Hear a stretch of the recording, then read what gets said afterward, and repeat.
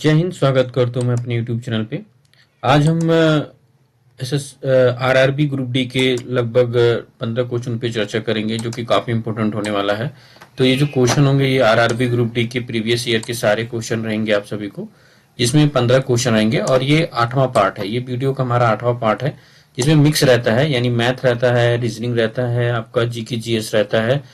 इस तरह के आपके लगभग 15 से 20 क्वेश्चन रहेंगे। लेकिन आगे वाली वीडियो में सोच रहा हूँ कुछ अलग अलग जो है कॉन्सेप्ट पे बनाने के लिए, जिसमें हम जीके जीएस आपका और रीजनिंग मैथ अलग अलग करके मैं वीडियो लाऊं, ताकि उसको पढ़ने में भी आसानी हो और मिक्सअप ना हो। ठीक है, तो आप सभी को क्या करना है, वीडियो को लाइक करना है पहले तो, और साथ में चैनल को सब्सक्राइब भी कर लेना है, ताकि इन्फॉर्मेशन आपको मिलती रहे। ठीक है, तो चलिए स्टार्ट करते हैं कि कौन कौन से क्वेश्चन इस बार देखने वाले हैं, कौन कौन से क्वेश्चन इसमें मिलेंगे आपको।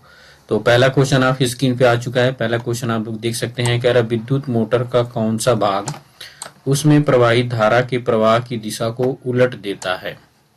तो ऑप्शन नंबर 1 है कुंडली, मृदु लौह कोर, विभक्त वलय या ब्रश। तो विभक्त वलय जो होता है, स्प्लिट रिंग जो होती है, वो उसकी धारा प्रवाह को पलट देता है। ठीक है, तो ऑप्शन नंबर तीसरा राइट आंसर होगा ये।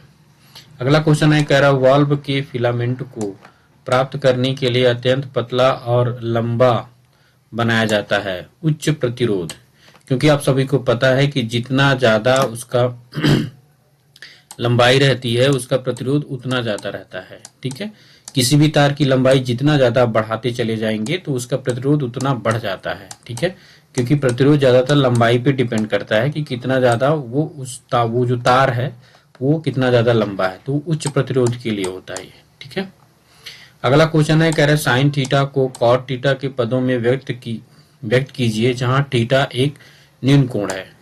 देखिए, काफी इंपॉर्टेंट क्वेश्चन है ये, त्रिकोणमिति ट्रिग्नोमेट्री का क्वेश्चन है। तो इसको सॉल्व कैसे करेंगे, इस चीज को हम लोग ध्यान से देखते हैं।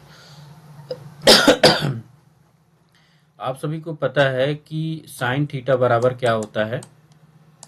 साइन थीटा बराबर होता है 1/कोसेक थीटा होता है। ठीक है, कोसेक थीटा होता है, 1/कोसेक थीटा होता है। अब हमें कुछ नहीं करना है, बस कोसेक थीटा को हमें चेंज कर देना है, उसको बदल देना है। तो कोसेक थीटा का मतलब क्या होता है, इस चीज को आप लोग ध्यान दीजिए। कोसेक थीटा का एक फॉर्मूला होता है, यानी कोसेक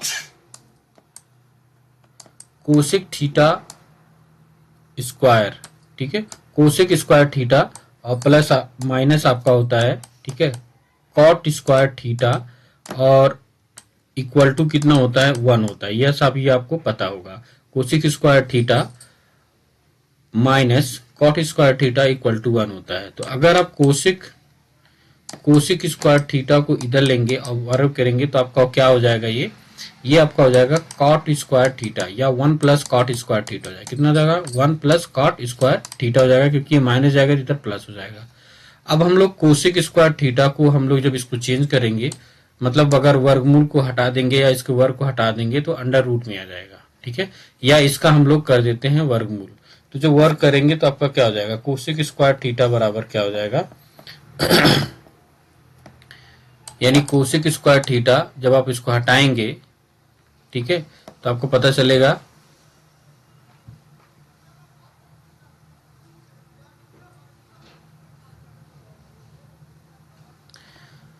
ठीक है। अब हम क्या करेंगे, इन दोनों जगहों के वर्गमूल को हटा देंगे तो कोसेक थीटा बराबर होता है 1 प्लस कॉट स्क्वायर थीटा, और यहाँ पे क्या पूछ रहा है, कॉट पूछ रहा है, तो अंडर रूट आपका आ जाएगा। यानी आपका ये वाला दूसरा आपका राइट आंसर होगा।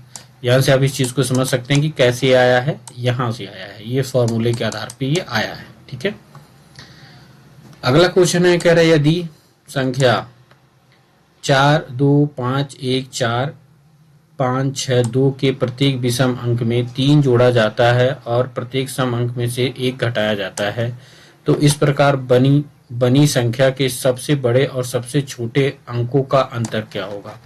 देखिए, काफी इंपॉर्टेंट क्वेश्चन है। तो हम पहले इसे में लिखेंगे, क्या है, 4 है, फिर 2 है, फिर आपका 5 है, फिर आपका 1 है, फिर 4 है, और फिर आपका 5 है, और फिर आपका 6 है, और आपका 3 है। तो कह रहा पहले तो विषम संख्या में 1 जोड़ दीजिए। विषम संख्या कौन कौन सी है, 5 है, तो इसमें जब आप 3 जोड़ेंगे तो आपका कितना हो जाएगा, 8 होगा। इसमें आप 3 जोड़ दीजिए, मान लीजिए विषम संख्या है तो ये 4 हो जाएगा। इसमें आप 3 जोड़ दीजिए तो ये भी आपका 8 हो जाएगा, 3 जोड़िए तो 8 हो जाएगा ये भी, और इसमें आप 3 जोड़िए तो ये 6 हो जाएगा, 3 जोड़ेंगे तो ये 6 हो जाएगा। तो ये संख्या बनेगी, यहाँ पे जोड़ दिया। अब कह रहा है कि सम संख्या में 1 घटा दीजिए, तो सम संख्या 2 है, 2 में से 1 घटाएंगे तो 1 हो जाएगा, ठीक है। अब सबसे छोटी सम संख्या, सबसे छोटी और सबसे बड़ी 8 है और सबसे छोटी 1 है, इसको घटाएंगे तो कितना आएगा, 7 आ जाएगा। तो ऑप्शन नंबर आपका कितना है, 7, मतलब दूसरा राइट आंसर होगा। अगला क्वेश्चन है, कह रहा है कि यदि एबीसीडी चित्र में प्रदर्शित त्रिभुज एबीसीडी चित्र में प्रदर्शित किए गए अनुसार एक समांतर चतुर्भुज है, ठीक है, जिसके दो विकर्ण AC और BD O पर प्रतिच्छेदित करते हैं तथा OA बराबर x प्लस 3, OB बराबर y प्लस 2, OC बराबर 2x प्लस y और OD बराबर 3y है, तो x का मान ज्ञात कीजिए। देखिए ये आपका दिया है, आप सभी को पता है कि समानांतर चतुर्भुज का एक गुण होता है कि कोई भी विकर्ण होता है जब एक दूसरे को समद्विभाजित करते हैं तो जो विकर्ण जहां से समद्विभाजित करता है उसका क्या होता है, इक्वल होता है, उसके बराबर होता है, ठीक है, आप सभी को पता है। तो यहाँ पे हम क्या लेंगे, यहाँ पे हम एक चीज लेंगे कि OA बराबर क्या होगा, OC, क्योंकि जो AC है अगर वो समद्विभाजित हो रहा है तो O पे हो रहा है, तो OA बराबर क्या होगा, यहाँ पे लेंगे हम लोग, OA बराबर क्या होगा, OC होगा, ठीक है। उसी तरह से OD बराबर क्या होगा, या OB बराबर क्या होगा, OB बराबर होगा OD। ये आपके ये समानांतर चतुर्भुज का रूल है, ठीक है। अब हम इनको जब सॉल्व करेंगे तो सॉल्व में क्या है, OA बराबर क्या है, OC है, तो OC और OA का मान देख लेते हैं। तो देखिए 3x, यहाँ पे मैं लिख देता हूँ 3 x प्लस 3 बराबर किसके है, 2x प्लस y के, ठीक है। और यहाँ पे दिया OB कह रहा है कि y प्लस 3 बराबर किसके है, 3y के। अब जब हम यहाँ इसको करेंगे तो क्या आएगा, ये देखिए जब ये यहाँ पे जाएगा ये माइनस हो जाएगा, तो जो माइनस होगा तो क्या होगा,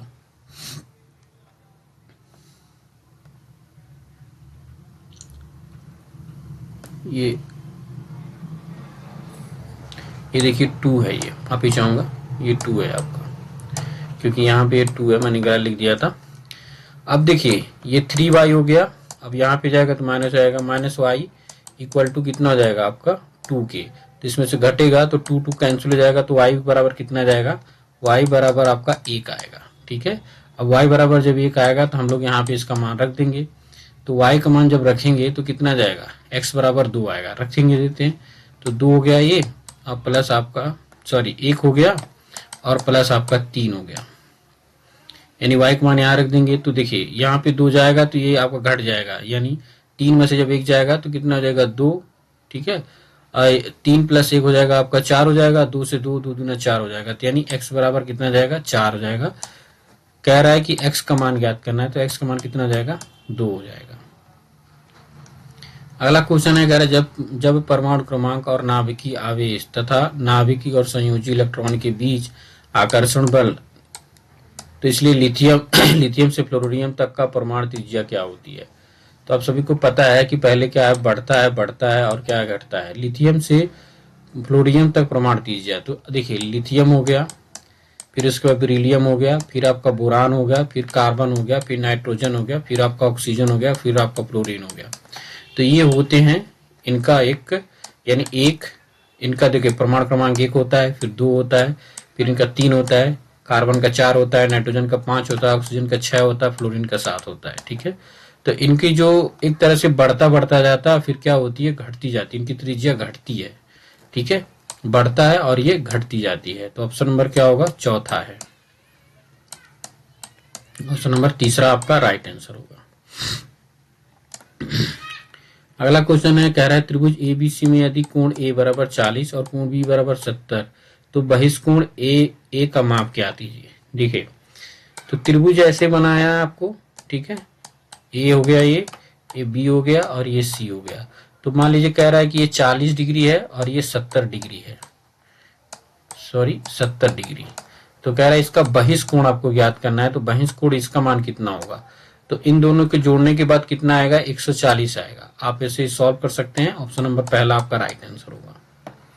अगला क्वेश्चन है, कह रहा है एक धुएं से भरे कमरे में प्रवेश करने पर प्रकाश की एक बारीक किरण इनमें से किसके कारण दिखाई देती है। तो ये किसके कारण दिखाई देती है, प्रकाश का प्रकीर्णन के कारण दिखाई देती है। अगर धुआं है, धुआं से भरा हुआ कमरा है, उसमें कहीं से अगर प्रकाश की किरण आ रही है तो वो प्रकीर्णन के कारण वो हमें दिखाई देती है। ऑप्शन नंबर पहला है। अगला क्वेश्चन है, कह रहा है कि एक पत्ती के अनुप्रस्थ काट के निम्नलिखित चित्र का अध्ययन करें और बताएं कि कौन सा विकल्प इनमें से सही है। तो देखिए इसमें से कौन सा है, ये ऊपरी अधिचर्म, निचली बाह त्वचा, रक्षक कोशिका और वायु अवकाश हरित लवक। तो ये इसमें ये दर्शा रहा है। ठीक है, ये जो चित्र है इसमें ये चीजें दर्शा रहा है। अगला क्वेश्चन है, कह रहे यदि किसी वस्तु का क्रय मूल्य 2500 रुपए और उसका विक्रय मूल्य है 2375 रुपए, तो प्रतिशत हानि ज्ञात कीजिए। देखिए बहुत ही इंपॉर्टेंट क्वेश्चन है, प्रतिशत हानि का क्वेश्चन है। तो इसको हम लोग सॉल्व कैसे करेंगे। सॉल्व करने के लिए देखिए पहले हम लोग क्रय मूल्य, इसकी जो सेलिंग प्राइस है, सेलिंग प्राइस कितनी है, यानी विक्रय मूल्य कितना है इसका 2375 और इसका खरीदा हुआ मूल्य कितना है 2500। तो जब इसमें से हम घटा देंगे तो कितना आएगा, यानी 2500 में से जब आप ये वाला चीज घटाएंगे तो आएगा 125 आएगा। ठीक है, यानी जो हानि हो रही है वो कितनी हो रही है 125 हो रही है। अब हमें हानि प्रतिशत निकाल लेना है। तो हानि बटे होता है सीपी यानी क्रय मूल्य,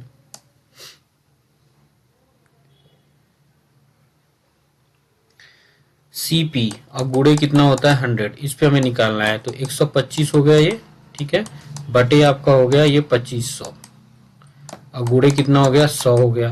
तो यहाँ पे जब इसको काट देंगे, एक जीरो से एक जीरो कट गया, एक जीरो से एक जीरो कट गया, 25 का नाम 25 पंजे 125, तो कितना हो गया ये 5% आ गया आपका। ठीक है, तो ऑप्शन नंबर तीसरा आपका करेक्ट आंसर होगा, 5% की उसको हानि हुई है।